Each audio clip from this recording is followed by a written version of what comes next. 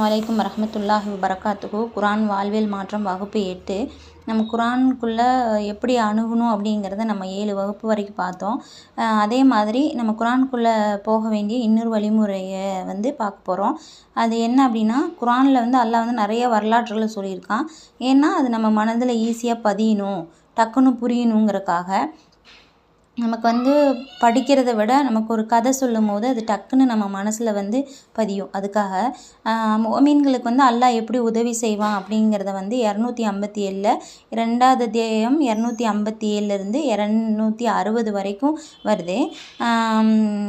அல்லாஹ்வே ஈமான் கொண்டவர்களின் பாதுகாவல் ஆவான். அவர்களை குஃப்ரி என்ற இருள்களிலிருந்து ஈமான் என்னும் ஒளியின்பால் அவன் வெளிப்படுத்துகிறான். ஆனால் நிராகரிப்போரின் பாதுகாவலன் சைத்தான்களாவர். அவர்களை ஒளியிலிருந்து இருளின் பக்கம் அவைகள் வெளியாக்குகின்றனர். அவர்கள் நரகவாசிகளாவர். அவர்கள் அதில் என்றென்றும் தங்கிவிடுவர் அப்படின்னு இருக்குது. அதாவது முஃமின்களின் பாதுகாவல் அல்லாஹ் அப்படிங்கிறது புரியுது. மேலும் இருள்களிலிருந்து ஒளியின் பக்கம் அல்லாஹ் கொண்டு வருவான் அப்படின்னா, நம்மளை அறியாமலிருந்து அறிவின் பக்கம் கொண்டு வருவான். மூடத்தனத்திலிருந்து பகுத்தறிவின் பக்கம் கொண்டு வருவான். இறை மறுப்பிலிருந்து இறை நம்பிக்கையின் பக்கம் கொண்டு வருவான். இந்த வேலைகளை எல்லாத்தையுமே அல்லாஹ் முஃமின்களுக்கு செய்வான் அப்படிங்கிறது புரியுது. அடுத்து சைத்தான்கள் தான் காஃபிர்களுக்கு உதவி செய்யக்கூடியவர்கள். காஃபிர்களின் பாதுகாவலர் அவர்கள் ஒளியிலிருந்து இருளின் பக்கம் கொண்டு அவர்களை அழைத்து செல்வார்கள் என்பது அல்லாஹ் குரானில் விளக்குகிறான். மேலும் அல்லாஹ் முஃமின்களுக்கு உதவி செய்கிறான். என்ன அப்படின்னா, நம்ம அதில் 2 வரலாறுகளை சொல்கிறான். கிராமத்து மனிதர், சாதாரண மனிதரையும் இப்ராஹிம் அலைஹிஸ்ஸலாம் அவர்கள் பற்றியும் அல்லாஹ் சொல்கிறான். 259வது வசனத்தில் அல்லாஹ் சொல்கிறான், ஒரு கிராமத்தின் பக்கம் நடந்து சென்றவரை நீர் காணவில்லையா? அந்த கிராமமானது அதனுடைய வீட்டின் முகடுகள் இடிந்து விழுந்து கிடந்தது. அதை பார்த்து இது அழிந்து போன பின்னர் அல்லாஹ் இதனை எவ்வாறு உயிர்ப்பிப்பான் என்று அவர் கூறினார். அப்போது அவரை அல்லாஹ் 100 ஆண்டு காலம் மரணிக்க செய்தான். பின்னர் அவரை உயிர் கொடுத்து எழுப்பினான். அவரை நோக்கிய நிலையில் நீர் எவ்வளவு காலம் இருந்தீர் என்று அவன் கேட்டான். அதற்கு அவர், 1 நாள் அல்லது 1 நாளில் சில பகுதி தங்கியிருந்தேன் என்று கூறினார். இல்லை, 100 ஆண்டுகள் இந்நிலையில் தங்கியிருந்தீர். இதோ உம்முடைய உணவையும் பானத்தையும் பார்ப்பீராக. அவை சிறிதும் கெட்டு போகவில்லை. ஆனால் மடித்து மக்கிவிட்ட உம்முடைய கழுதையை பாரும். மேலும் நாம் மக்களுக்கு ஒரு ஆதாரமாக ஆக்குவதற்காக இவ்வாறு செய்தோம். இன்னும் கழுதையின் எலும்புகளை நீர் பாரும், எவ்வாறு அதனை இணைக்கின்றோம், பின்னர் அதில் சதையை அணிவிக்கிறோம் என்று கூறினான். அவருக்கு இவை அனைத்தும் தெளிவான போது, திண்ணமாக அல்லாஹ் அனைத்து பொருட்களின் மீது ஆற்றல் பெற்றவன் என்று அறிகிறேன் என்று கூறினார். அதாவது ஒரு நல்ல மனிதர் ஒருத்தர் ஒரு கிராமத்தை கடந்து போகிறாரு. அப்போ அது அடியோடு வீழ்ந்து கிடக்குது. எப்படி அல்லாஹ் இந்த கிராமத்தை உயிர் கொடுத்து எழுப்புவான்னு யோசிக்கிறாரு. யோசிக்கும் போது அல்லாஹ்ட்ட துவா செய்கிறாரு. அல்லாஹ், இந்த மாதிரி எப்படி நீ உயிர் கொடுத்து எழுப்புவ அப்படிங்கிறது எனக்கு சொல்லுடா அல்லாஹ் அப்படின்னு சொல்லிட்டு கேட்குறாரு, துவா செய்கிறாரு. அதுக்கு அல்லாஹ் அந்த அடியாருடைய துவாவை ஏற்று அவரையே அதற்கு சாட்சியாக நியமிக்கிறான். அவரை 100 ஆண்டு காலம் மரணிக்க செய்து பிறகு உயிர் கொடுத்து எழுப்பி அதன் சூழ்நிலையை காட்டி எடுத்து சொல்லி அவருக்கு தெளிவுபடுத்துகிறான். அதே மாதிரி இப்ராஹிம் அலைஹிஸ்ஸலாம் துவா செய்கிறாங்க. குர்ஆனில் அல்லாஹ் சொல்கிறான், இப்ராஹிம், எனது ரப்பே, இறந்தோரை நீ எவ்வாறு உயிர் பெற செய்கின்றாய் என்பதை நீ எனக்கு காண்பிப்பாயாக என கூறிய பொழுது, நீர் நம்பவில்லையா என்று அல்லாஹ் கேட்டான். அதற்கு அவர், ஆம் நம்புகிறேன், எனினும் என் உள்ளம் அமைதி பெறும் பொருட்டு அது பற்றி கேட்கின்றேன் என்று கூறினார். அதற்கு அவன், நீர் 4 பறவைகளை பிடித்து உம்மிடம் வைத்து பழக்கி பின்னர் அவற்றை அறுத்து பல பகுதிகளாக்கி அவற்றிலிருந்து ஒவ்வொரு பாகத்தையும் ஒவ்வொரு மலையின் மீது வைப்பீராக. பின்னர் அவைகளை நீர் அழைப்பீராக. அவை உம்மிடம் விரைவாக பறந்து வரும். நிச்சயமாக அல்லாஹ் மிகைத்தோனும் ஞானமுக்கோனும் ஆவான் என்பதை நன்கு அறிந்து கொள்ளும் என்று அல்லாஹ்வே அவன் கூறினான். இந்த வசனத்தில் இப்ராஹிம் அலைஹிஸ்ஸலாம் அவர்கள் அல்லாஹ்விடம், யா அல்லாஹ், இறந்த உயிரை எப்படி உயிர்ப்பிக்கின்றார் என்று கேட்குறாங்க. மேலும் அதை செயல்படுத்தி காட்டு எனக்கு என்று சொல்கிறாங்க. அப்போ அல்லாஹ் என் மீது நம்பிக்கை இல்லையா அப்படின்னு கேட்குறாங்க. உடனே இப்ராஹிம் அலைஹிஸ்ஸலாம் இல்லையா அல்லாஹ், என் மனதை அமைதிக்காக கேட்குறேன்னு சொல்கிறாங்க. உடனே அல்லாஹ் 4 பறவைகளை அறுத்து 4 மலைகள் மீது வைத்து விட்டு திரும்ப அதை கூப்பிடு, அந்த பறவை உயிருடன் உன்னிடம் ஓடி வரும் அப்படின்னு சொல்கிறாங்க. அதே மாதிரி பறவை அவரிடம் வருது. அல்லாஹ் இப்படி தான் இறந்தவைகளை நான் உயிர்ப்பிப்பேன் என்று இந்த 3வது வரலாறு மூலியமாக நமக்கு விளக்குகிறான்.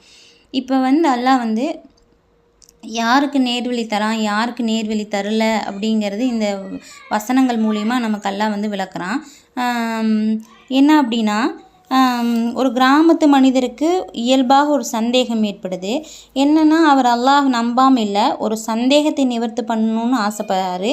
அது அவருக்கு ஆணவம் இல்லை, அகம்பாவம் இல்லை. குரானுக்கு இறை நீதிக்கு எதிராக இருக்கணும் அப்படிங்கிற உணர்வும் அவருக்கு இல்லை. ஒரு மன நெருக்கடியில் ஒரு டவுட் ஏற்படுது.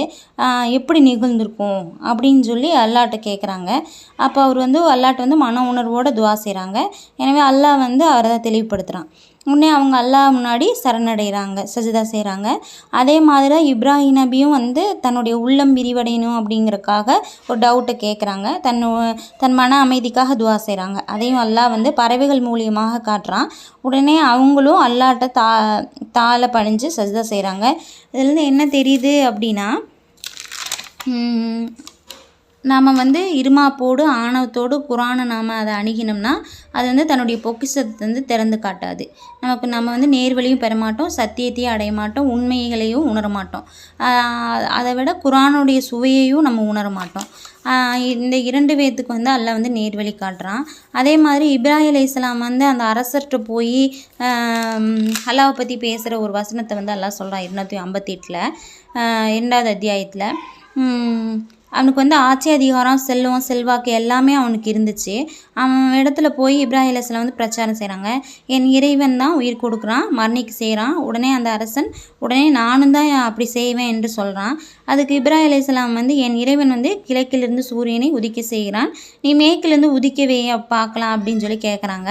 அவனால் பதில் சொல்ல முடியல. நம்ம கடவுள்னு சொல்கிறோமே, நம்ம அப்போனா எல்லாத்தையுமே நம்ம செய்யணுமே, நம்மளால் இது செய்ய முடியல அவனுக்கு அப்படிங்கிறது அவனுக்கு நல்லாவே புரியுது. அப்போவே அந்த இடத்துல வந்து அவன் தோல்வி அடைஞ்சிட்டான். ஆனால் அவன் வந்து சத்தியத்தை வந்து ஏற்றுக்கொண்டானா அப்படின்னா சத்தியத்தை ஏற்றுக்கல. அவனுடைய பெருமை, அகந்தை, ஆணவம் அவனை வந்து சத்தியத்தின்பால் வந்து திரும்ப விட மாட்டேங்குது. ஏன்னா அல்லாஹ் இறுகி போன உள்ளத்தில் சத்தியத்தின்பால் இறுகி போன உள்ளத்தில் உடையவர்களுக்கெல்லாம் வந்து நேர்வழி காட்டுவதில்லை என்பது வந்து தெளிவாகிறது.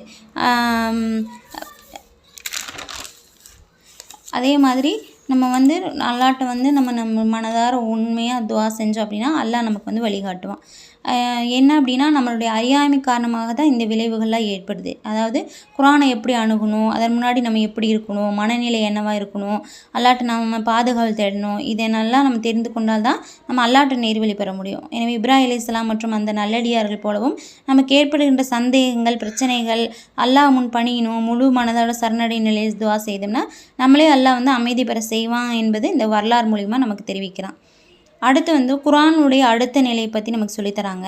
என்ன அப்படின்னா, குரானை வந்து அல்லாஹ் கொடுத்துருக்கான். அது எப்படி, என்ன, ஏது, எப்படி அருளப்பட்டிருக்குங்கிறது தெரிஞ்சால் தான் நம்ம வந்து அதை உணர்ந்து அதை செயல்படுத்த முடியும்.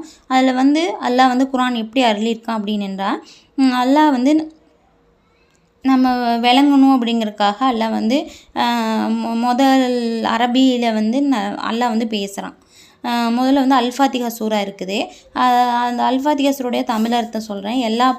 அல்ஹம்துலில்லாஹி ரப்பில் ஆலமீன், எல்லா புகழும் அல்லாஹ்வுக்கே, அவனே அளவற்ற அருளாளன், நிகரற்ற அன்புடையோன், நியாய தீர்ப்பு நாளின் அதிபதி. அல்லாஹ் உன்னையே வணங்கிறோம், உன்னிடம் நாங்கள் பாதுகாவல் தேடுகிறேன். எங்களை நீ நேர்வழியில் நடத்துவாயாக, எவர்கள் மீது அனுப்பியிருந்தாயோ அவர்கள் வழியில் என்னை நடத்துவாயாக. அது வந்து உன் கோபத்துக்குள்ளான வழியும் இல்லை, நேர்வழி தவறியோர் வழியும் இல்லை என்று வந்து நம்முடைய பிரார்த்தனைகளை நம்ம கேட்குறோம். இது வந்து அல்ஹம் சூராவுடைய தமிழ் அர்த்தம். இது அரபியில் இருந்தது தமிழ் அர்த்தம். அடுத்து வந்து அலிஃப் லாம் மீம் என்று தொடங்குது குரானில். அலிஃப் லாம் மீம் தாலிகல் கிதாப் லா ரைப ஃபீஹி ஹுதல் லில் முத்தகீன். இதுவே வேதம்.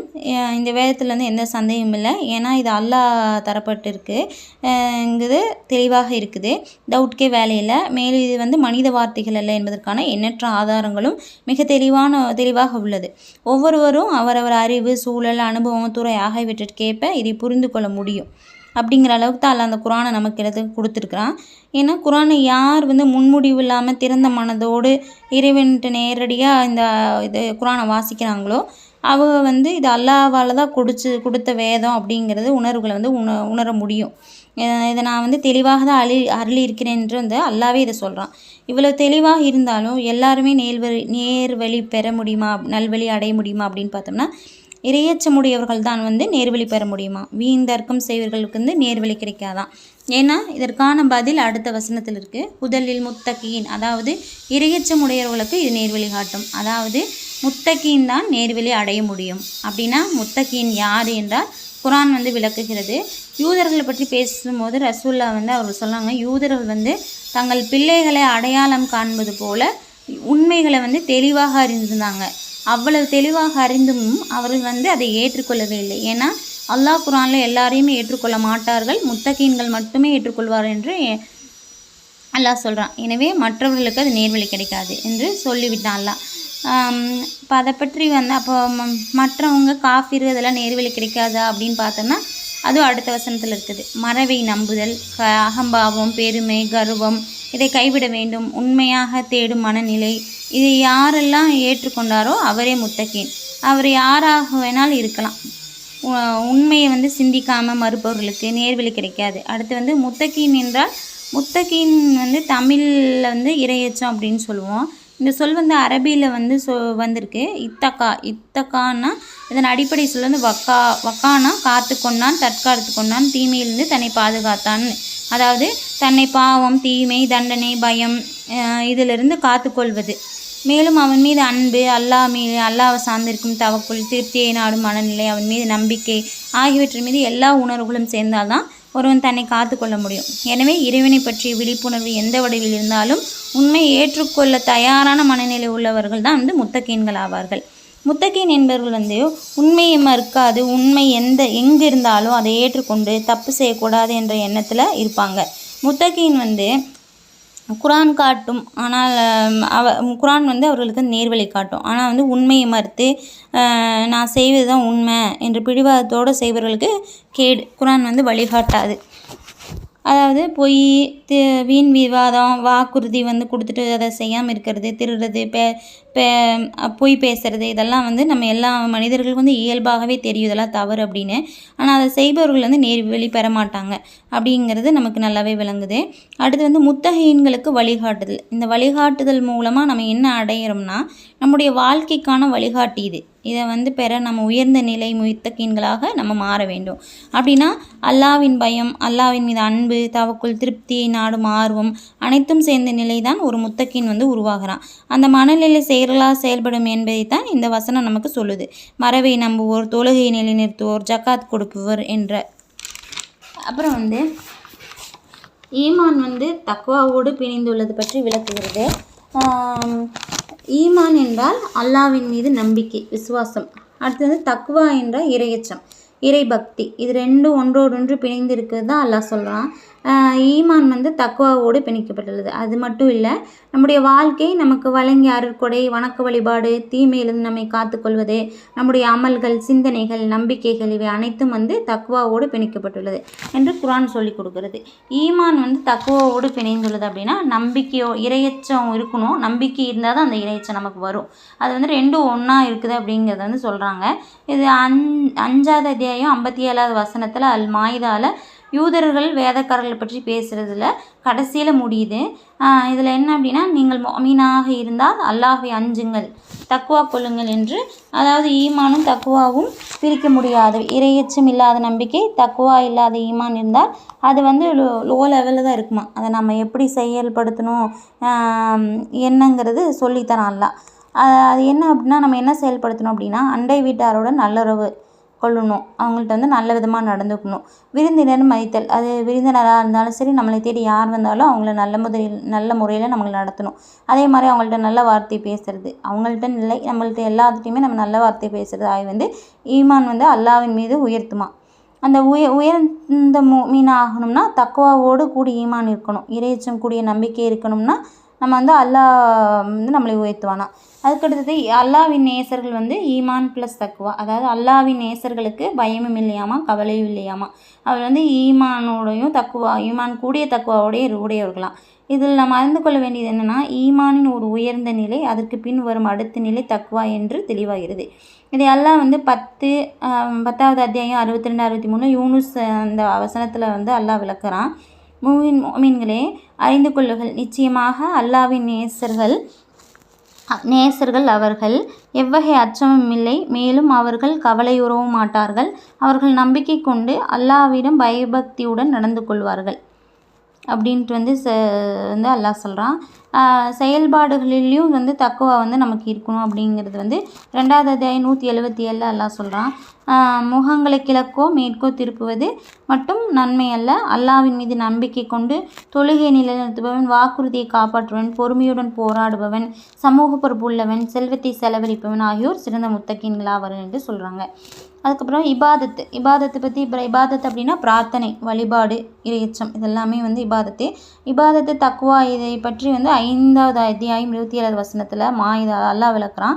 அல்லாஹ் வந்து முத்தகீன்களுக்கு தான் ஏற்றுக்கொள்வானாம், முத்தகீன்களிடமிருந்து தான் ஏற்றுக்கொள்வானா.